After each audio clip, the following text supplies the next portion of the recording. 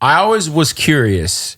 One, do you guys have an MF Doom story you could share? And two, I think Rock Cocaine Flow is one of the hardest songs of all time. That record is so fucking crazy. Yeah, I remember we had an underground hip hop show in Phoenix.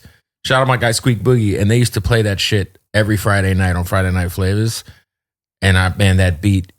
First of all, MF Doom story, and when y'all heard that beat for the first, because that beat is so unconventional. The beat is crazy. Homie Jake One. Yeah. For real. Jake One. Jake One, man. White Van Music. Man.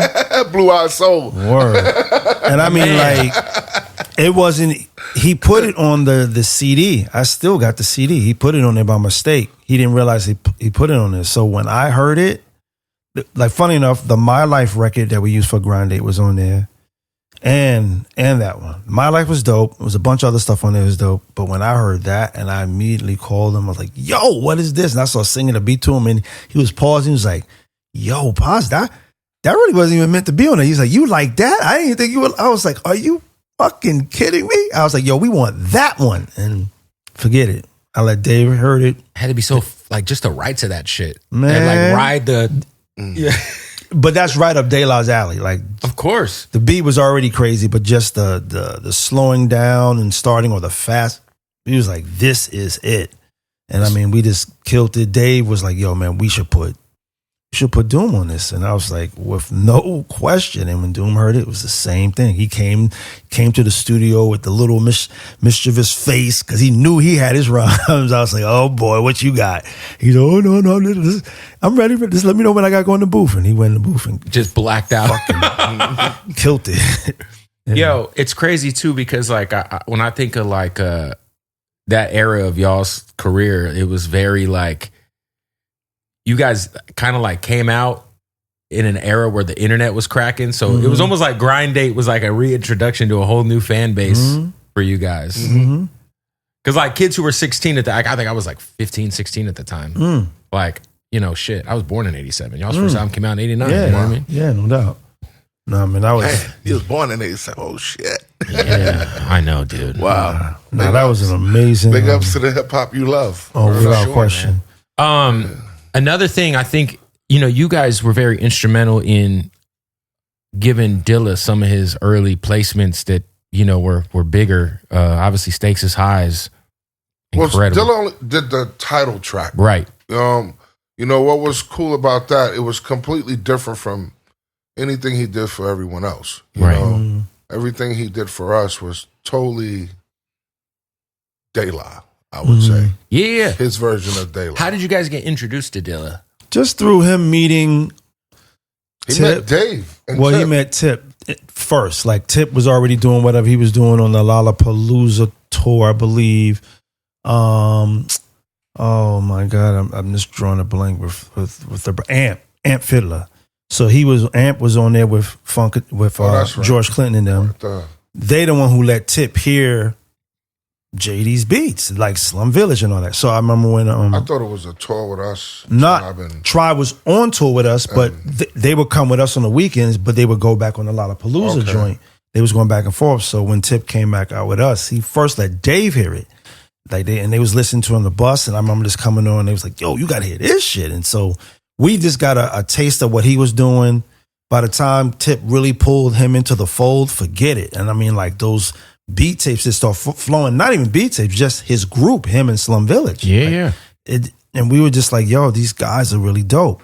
Let alone when we realized, like, okay, so this guy, he makes beats. I thought his name was like Bullshitness, because he kept saying that on one song. And so, like, yo, when we heard what he was doing, it just spoke to all of us. It spoke to us, or Pharoah Monch, or so. Offside. Yeah, forget it. I mean, like, when those tapes start flowing, we were just waiting to get one that was right for us. Yeah, and it worked out, like you said, title track on. Yeah, you know. Can you guys tell me about, like, when did y'all decide as like a collective that like Native Tongues was like a thing? Like, because I'm sure it was just naturally already a thing. It was the best thing that never happened. But like, you know, obviously the name, who comes up with that name? Yeah. You know, Tip I know there was came up with the name. Okay. I originally thought Africa did, only because when I got to Africa's house, Tip was there, walk in, doing whatever, and Tip immediately is like, yo, Af, tell Pos what we were talking about earlier. And then I'm like, what? And then that's when Africa's like, yo, we thinking like whenever we do stuff together, instead of listing everyone's names as groups, let's just be under one name called Native Tongue. I was like, wow, that's dope. Why? And he was like, yo, because we all speak kind of like the same language and that's native to each other. I was like, yo, that's a dope idea. We went back and told individual crews. Everyone was with the idea. And that really was it. From there, we just was there, did you guys, like, how many records did you guys work? Because there was supposed to be like this mythological Native Tongues project that never the Fabulous Fleas, the Kids on Zenith Ave, all of that was supposed to take place. And just didn't happen, man. I don't know. Everybody, I mean, we all had individual deals when we came in.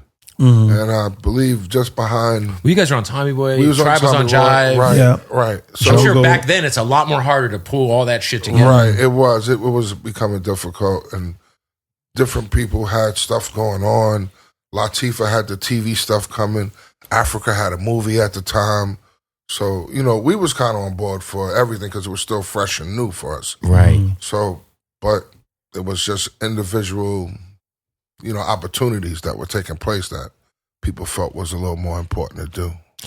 Do you guys ever kind of just look at the last like 20 years of hip hop and just kind of see like there's so much De La and so much of the, I mean, you go all the way back to when Ye starts coming up. You know what I'm saying? Like, I feel like Kanye is a child of Native Tongues. And then, you know, even like a guy like Tyler, the Creator, all these years later, he just, his own festivals this weekend in LA. Yeah. You know, he's very much, I feel like, he definitely have the Native Tongue DNA in him.